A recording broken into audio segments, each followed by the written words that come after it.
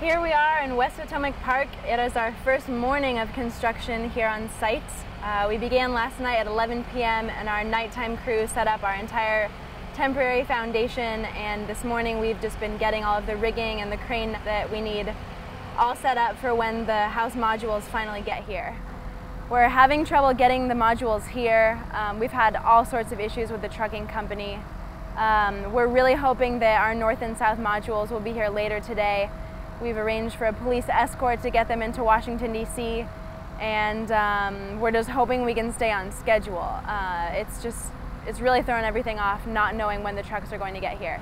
There are some work sites that already look almost complete. They've got houses that pretty much look ready for people to move in, but there are some teams that aren't even here yet. I think a lot of teams have had a lot of trouble after the hurricane with road closures or just getting their houses here. When I was at the morning meeting with all the teams this morning, there were a good 7 teams that weren't even there. And it looks like some of the other teams didn't exactly understand the rules, and they're trying to drive things too deep into the ground and stuff, so we're actually looking pretty good. There's a lot of activity going on the mall. There's like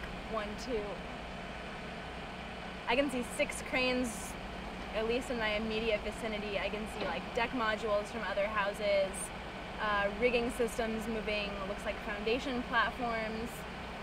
Team Purdue, our next door neighbor, they have a lot of their house up already. We watched all of their trucks pull in last night, one after another, every single module, and we thought we need to find out who their trucking company is. But they look like they're doing pretty well over there. Team Appalachian State is looking pretty good next door too. Looks like they're messing with their foundation a lot. But we're doing well, and people are really, really just stoked to be working on this.